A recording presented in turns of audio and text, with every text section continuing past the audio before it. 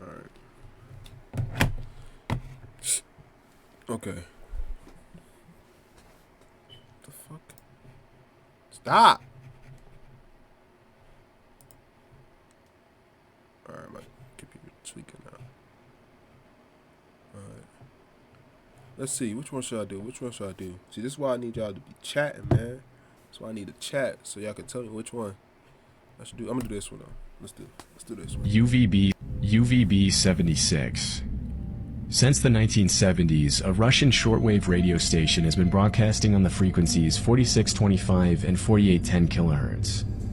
The station is still active, and depending on where you are in the world, you can still tune in to listen. For over 50 years, the station has been broadcasting a short, monotonous buzz that plays for 24 hours a day at about 25 tones per minute. This is what it sounds like.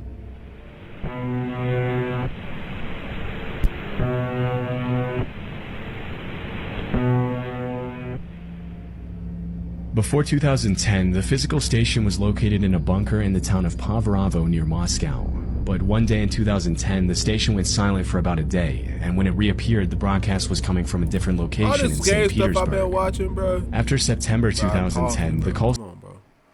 All the scary stuff I've been watching, bro. I'm scared that I'm gonna look down on my phone because I got my stream up on my phone. I feel like if I look down on my phone, it's gonna be something behind me, bro. So I'm gonna turn this light on, bro.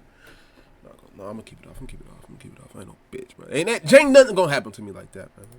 Call sign of the radio station also changed from UVB 76 to MDZHB. Since then, the call sign has been changed multiple times, and as of 2019, ANVF is the most commonly used call sign for the station. Much of what we know about what the original station in Pavrovo looked like is thanks to the testimony and images that was uploaded to different blogs and websites by several users who visited the station after it was abandoned. In 2011, a blogger who goes by the name of WASD uploaded hundreds of pictures to his blog from his trip to where the UVB 76 station used to be housed. After visiting, he said, "It is worth mentioning that the bunker is a quiet and deserted dark place, somewhat similar to a labyrinth with a bunch of corridors and rooms. It's better not to go there without a flashlight because there's absolutely nothing to light there. It's completely dark." As of today, the original station has been out of order for years. The buzz that can be heard in the broadcast is pretty unsettling in itself, and this is part of the reason why UVB 76 has become an extremely popular internet rabbit hole. At certain points during the broadcast, the buzz breaks up and a male Russian voice can be heard reciting encoded messages in the form of numbers and letters. Another detail that has caught the attention of listeners is that the frequency at which the voice can be heard reciting the encoded messages is not regular at all.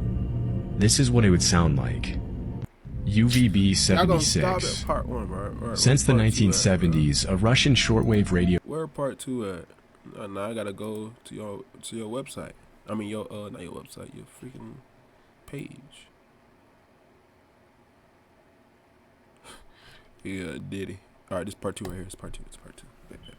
But he got a whole bunch of rabbit holes. All right, this is what it would sound like.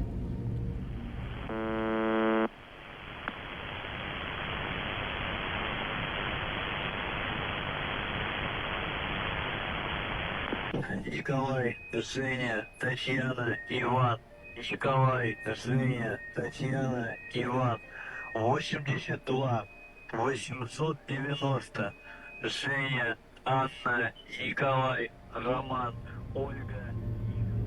When the station was first launched, the voice only interrupted the constant buzzing once every few months. But ever since the station was moved, it's been heard with increasing frequency. Strangely, the voice has also been heard in the days leading up to important international events, such as when Russia annexed Crimea in 2014. This has caused many people to speculate about the purpose of UVB 76, with many people thinking that it's been used since its creation for spy communications. Others suggest it may be a counterattack measure for nuclear war, but after looking around on various Russian websites and forums, I was able to find a much more likely theory. In several Russian forums, it's common to find discussions on UVB 76 in which ex-military members debunk the myths that have circulated around the station for decades. Those familiar with the Russian military have explained that because the codes are constantly being changed, recycled, and transformed, it's pretty much impossible to know what exactly is being said on the station without the key. But far from being used to send messages to spies, the most likely possibility is that the voice messages are being used for Russian military drills and other basic military activities. From what I was able to find, the purpose of the continuous noise is just to stop others from broadcasting over the same frequency. Ultimately, there are hundreds of other radio stations around the world with a signature placeholder to prevent others from broadcasting on that frequency. And although this has given rise to one of the most popular internet mysteries of the decade, the reality behind UVB-76 is probably a lot less dark and mysterious than many people seem to think. This is what it would sound like. Alright. Let's check out some other ones he be doing though. The disappearance of Dovland, Wisconsin. If you've ever gone digging around for internet rabbit holes, you might have heard of a town called Dovland, Wisconsin. If the name sounds unfamiliar, Dovland is described by users in online forums and groups as a small town in Wisconsin that housed hundreds of military families in the previous century. And it's often mentioned that the town was made for the sole purpose of building Project Sanguine. Project Sanguine was a US Navy project proposed in 1968 to improve communications with submerged submarines using extremely low-frequency radio waves.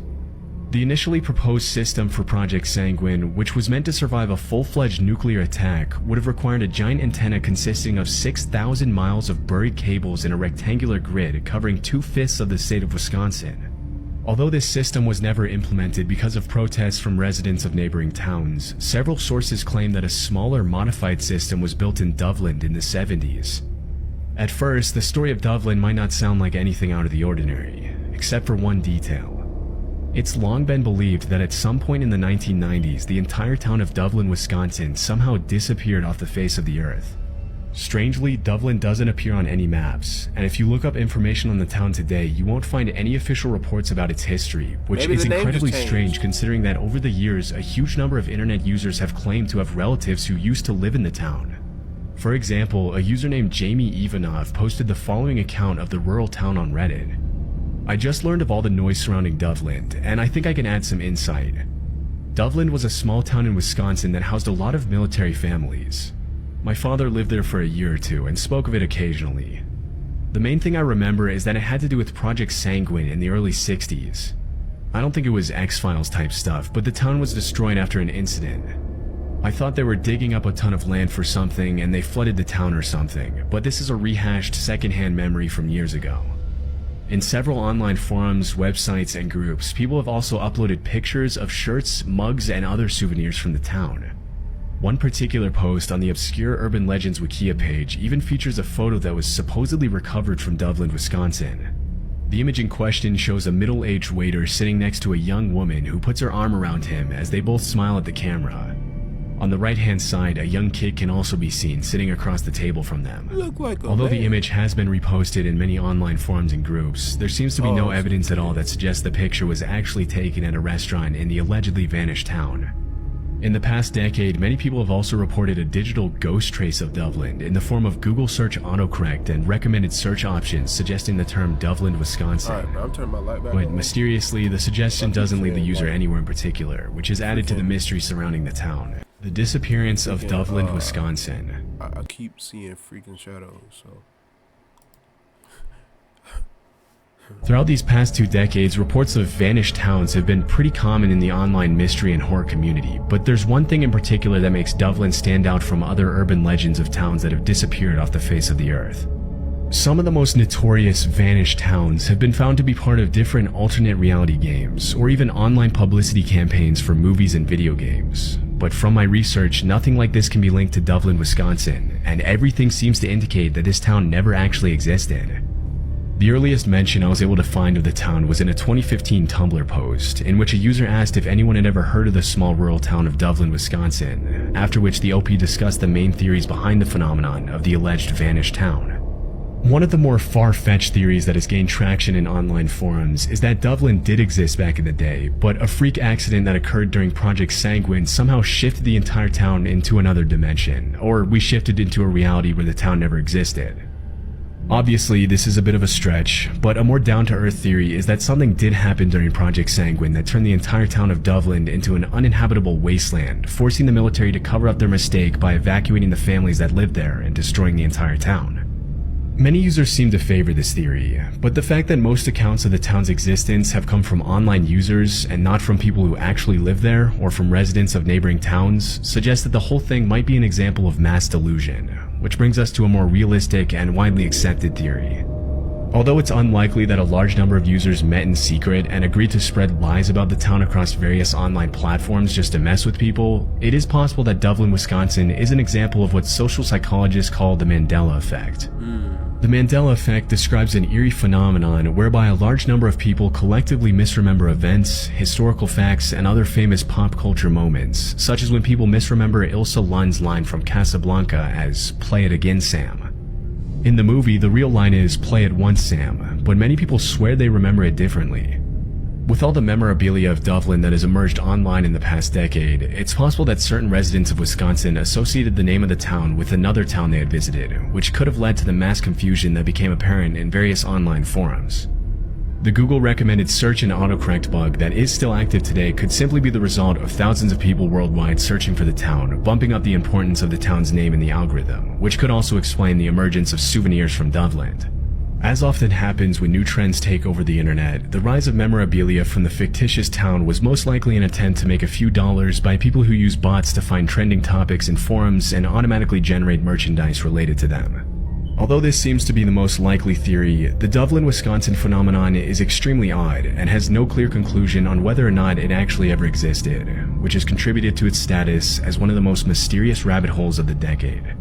Throughout these past 2 decades, reports of vanished towns have been pretty common. The next one, man. Hopefully the next one better. Now this next video was submitted to me by Ashley Goldswag, who was left extremely unsettled by what happened a few weeks ago. Ashley writes that she was lying in bed with her dog when minutes later... Hold on now, because I'm getting chills. Oh my God, I'm getting chills. I'm getting chills. I'm getting chills. I'm getting chills. Lord. Lord.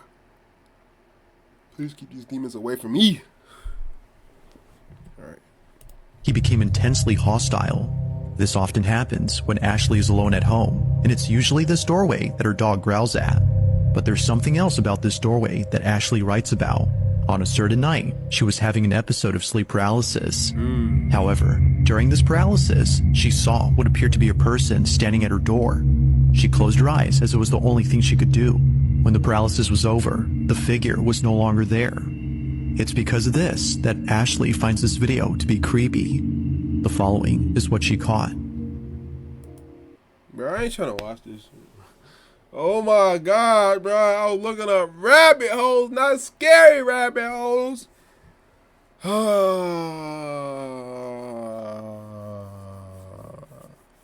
of my brothers need to come down here, bro. I ain't gonna lie. One of my brothers need to come down here. See, look, I'm looking at the comments, bro. Look at the comments. The comments say at the end of the video. No. Now this next video was... Hold on, where was I at? Let me check on here. Damn. Alright.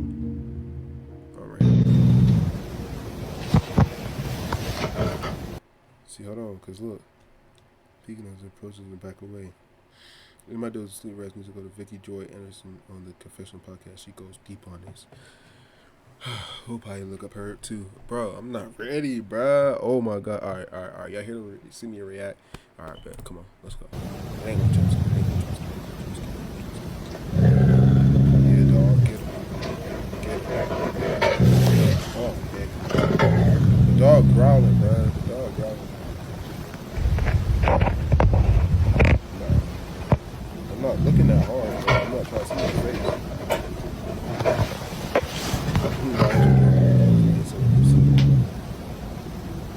What is it? Oh, get him. That would scare me too.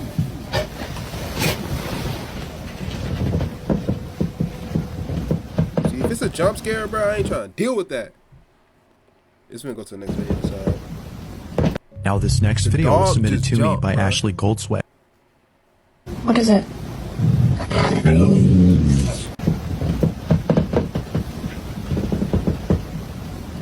Jump back, bro. Yeah.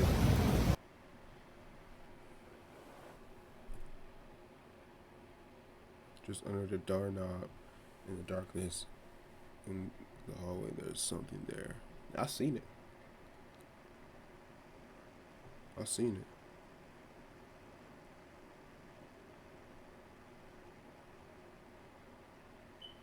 it. Oh God, bruh, I'm scared, bro. I'm scared.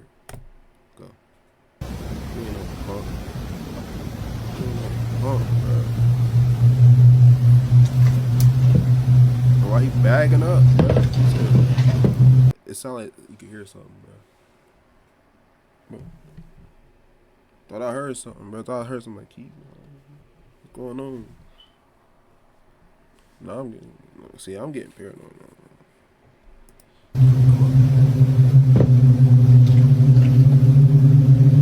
Why they gotta play this eerie ass music?